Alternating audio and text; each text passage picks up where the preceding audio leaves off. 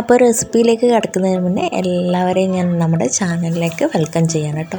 അപ്പോൾ അതിന് വേണ്ടിയിട്ട് ഞാനിപ്പോൾ 3 മീഡിയം സൈസിലെ പൊട്ടറ്റോ ഇതുപോലെ അരിഞ്ഞെടുത്തിട്ടുണ്ട്. ഓവറായിട്ട് കട്ടിയാവാനും പാടില്ല, എന്നാൽ തീരെ കട്ടി കനം കുറച്ചിട്ടാവാനും പാടില്ല. കനം കുറച്ച് കഴിഞ്ഞാൽ എണ്ണ കുടിക്കും.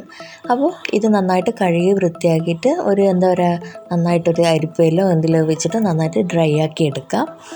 അപ്പോൾ അതവിടെ ഇരിക്കട്ടെ. ഇനി നമുക്ക് വേണ്ട എന്താ വെച്ചാൽ നമ്മൾ സാധാരണ കടലപ്പൊടിയില്ലേ, കടലമാവ്, അതാണ് ഞാനിപ്പോൾ ഒരു അരക്കപ്പോളം കടലമാവ് ഇവിടെ എടുക്കുന്നുണ്ട്. നമ്മുടെ പൊട്ടറ്റോൻ്റെ ക്വാണ്ടിറ്റി അനുസരിച്ച് നമുക്ക് എടുക്കാവുന്നതാണ്. പിന്നെ അതിലേക്ക് എരിവിനനുസരിച്ച് പച്ചമുളക് ഇട്ട് കൊടുക്കുന്നുണ്ട്.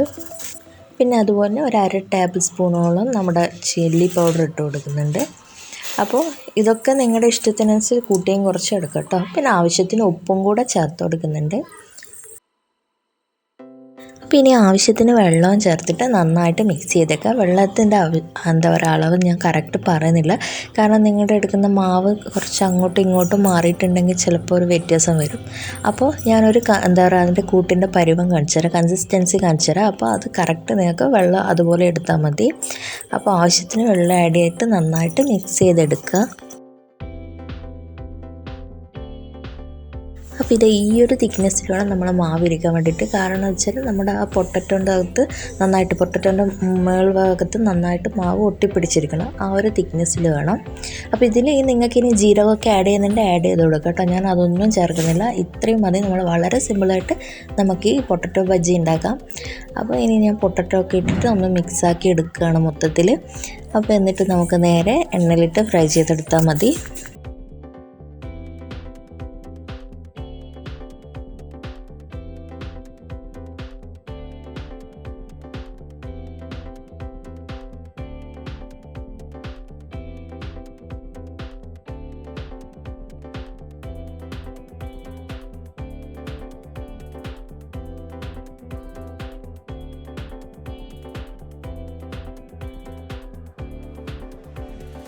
അപ്പോൾ ഓരോ സെറ്റായിട്ട് നമുക്ക് നമ്മുടെ എണ്ണയിലേക്ക് ഇട്ട് കൊടുക്കുക. കഴിയുന്നതും ഓയിൽ ഉപയോഗിക്കാൻ വേണ്ടി ശ്രമിക്കുക. കാരണം എന്താ വെച്ചാൽ നമ്മൾ വെളിച്ചെണ്ണ ഉപയോഗിക്കുമ്പോൾ പൊട്ടറ്റോ ആയതുകൊണ്ട് ആ വെളിച്ചെണ്ണയുടെ കുത്തൽ കൂടുതലായിട്ടുണ്ടാവും. അപ്പോൾ ഓയിൽ ഉപയോഗിക്കാൻ പറ്റുവാണെങ്കിൽ ഓയിൽ തന്നെ ഉപയോഗിക്കാം. അപ്പോൾ നമ്മുടെ ഓരോ ബാച്ച് ഇട്ട് കൊടുത്തതിന് ശേഷം നമുക്ക് ഒന്ന് മറിച്ചും തിരിച്ചൊക്കെ ഇട്ട് കൊടുക്കുക. ഇങ്ങനെ മീഡിയം ഫ്ലെയിമിൽ വെച്ചിട്ട് വേണം ഇത് കുക്ക് ചെയ്തെടുക്കാൻ വേണ്ടിയിട്ട്. കാരണം ആ ഉള്ളിലുള്ള പൊട്ടറ്റോ നന്നായിട്ട് വെന്ത് കിട്ടണം. അപ്പോൾ എല്ലാം കൂടെ ഒരു 7-8 മിനിറ്റ് വരെ നന്നായിട്ട് കുക്കാവണം.